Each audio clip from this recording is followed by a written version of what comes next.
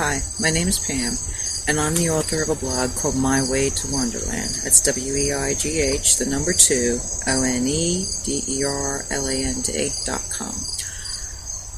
The blog was started with the intent of making a chronicle of losing 150 pounds. Did I honestly think I was going to be able to accomplish that? Not really, but I did. I get asked a lot of questions along the way, and I was thinking that it'd be best to answer some of these questions in a video log better than the written word, just for the fact of sometimes there's a lot of emotion, and I think that needs to be conveyed. So one of the big questions I get asked is, when was your aha moment? When did you know you had to do this? Well, all my life. But when did I take it seriously? Many times. And there's been several aha moments along the way. But I want to share one with you that happened in July of 2011. And what happened was, I was seeing somebody, and I had lost about, it was around 60 pounds at that point, and he really hadn't said a whole lot of anything about it. And I would hint around and say, oh, I've lost 30 pounds, I've lost 40 pounds, I'm up to 50 pounds. And then one evening, he said, we need to talk. Oh, it's nothing bad. He lied. So he sat me down, and I started to get that same talk of, I don't know what I want to do with my life, it's not you, it's me, I love you, I care for you, I'm not in love with you. Immediately, thousands of thoughts started reeling in my head.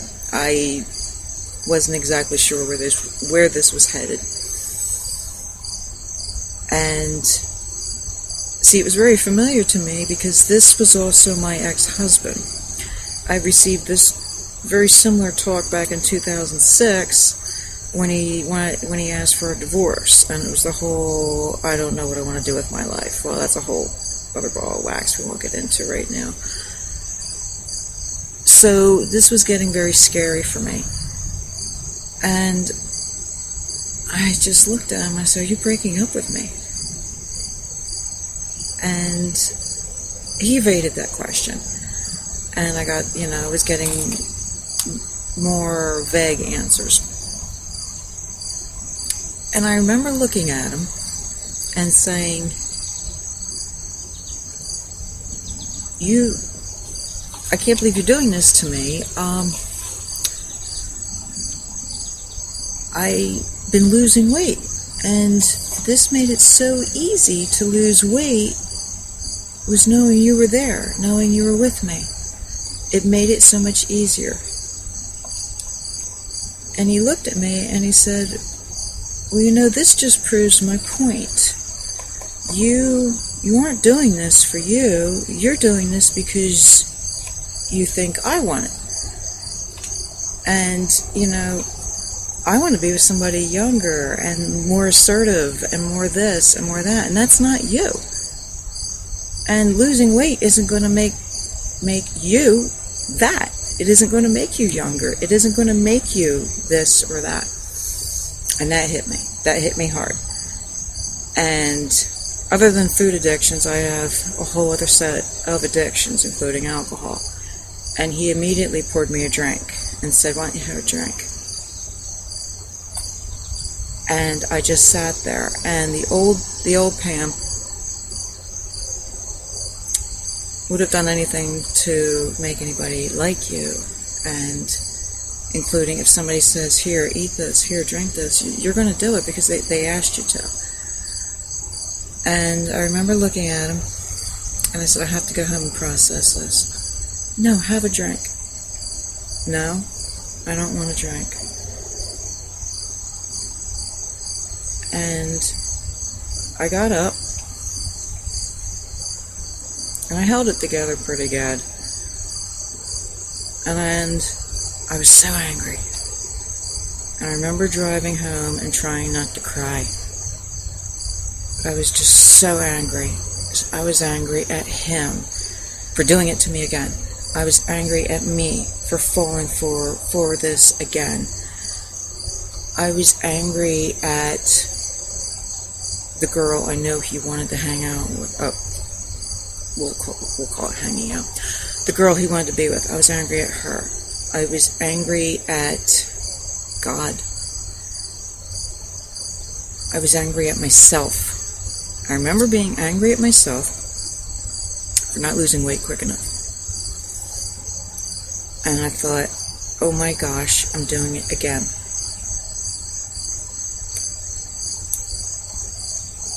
And as I got home,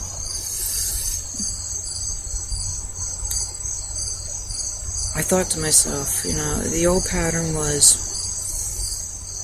open up the refrigerator and look for something crunchy, something sweet, something whatever.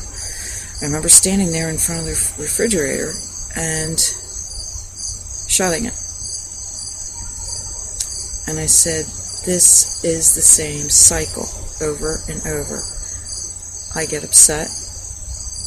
I've gotten so far with the diet or whatever. Something happens. Something very emotional happens. I get upset.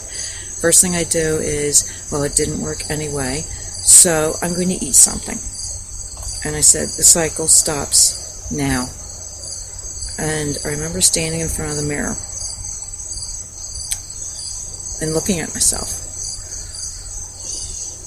And I remember looking at how bad my makeup looked, for one, because I was crying my eyes out at that point. I remember feeling very ugly. I remember feeling so much, yet feeling numb. Feeling like there was a huge hole in my middle. And my first gut reaction was, I need to fill the hole. I need to feel. I feel empty. I feel empty inside. I need to feel. Maybe that's why we eat, or maybe that's why I eat when I'm very upset like this, because I start to feel very empty and shallow inside. And maybe I throw food down there to fill that void. And I remember thinking about what he had said to me, of, you're not doing this for you, you think it's because of what I want. And I got so angry, and I looked in the mirror and I said, how could you do this? Talking to myself. And I said, who are you doing this for? Are you doing this for us? Or are you doing it for him? Because it didn't work if you did it for him. You were married to him for 15 years. He threw you out the door then. He took you back. And it's something is not working in that area, so let's take him out of the equation. That part's done. Who are you doing this for? And then I thought about my kids. And I yelled at myself, and I said, no. Who are you doing this for? You need to do this for yourself.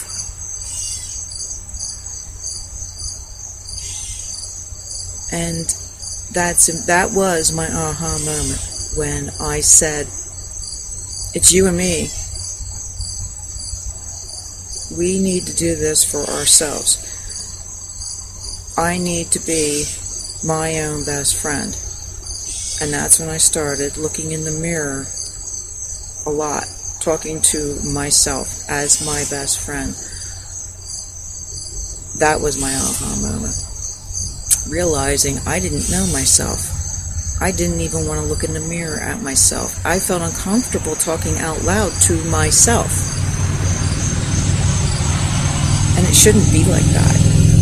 We should feel comfortable with ourselves, because we are who's in the corner with us. We are the only ones, at the end of the day, whether we're laying next to somebody at night or not.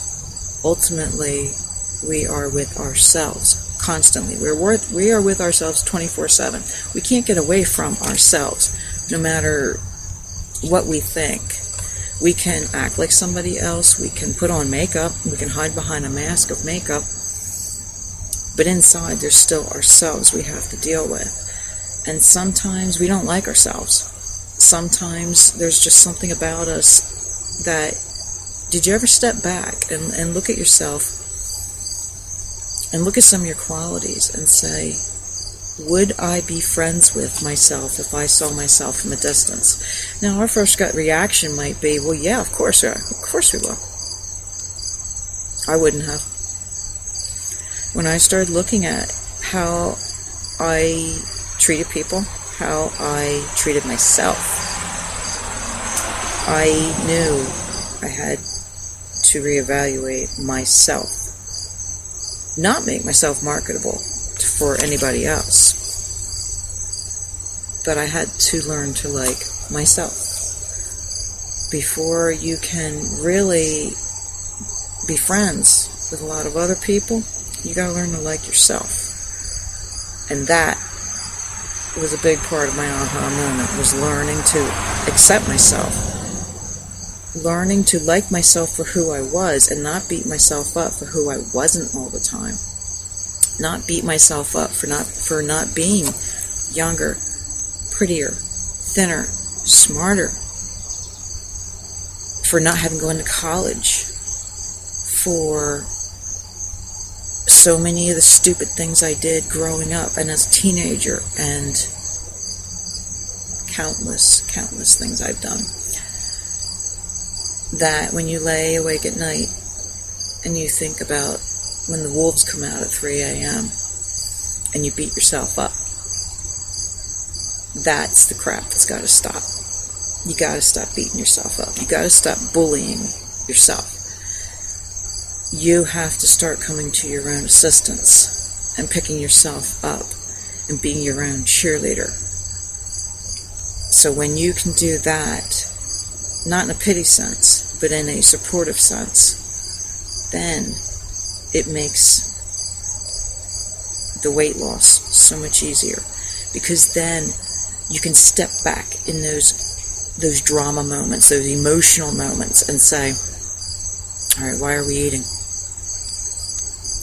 Or do you really want to be doing this? And part of you might go, yeah, I really want to be doing this.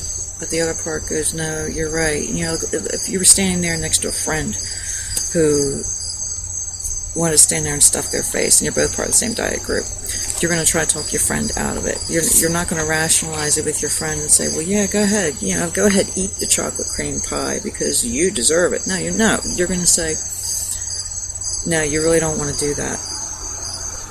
So you have to like yourself enough not to sabotage yourself. You have to be in the corner for yourself. So that night, surprisingly, I overcame those cycles of grabbing the drink, grabbing the food. And it was hard, because those are cycles I've had for over 40 years. My first diet that I remember was around the age of kindergarten. And I was on a 1,000-calorie diet with a doctor that my mother put me on. So I do know.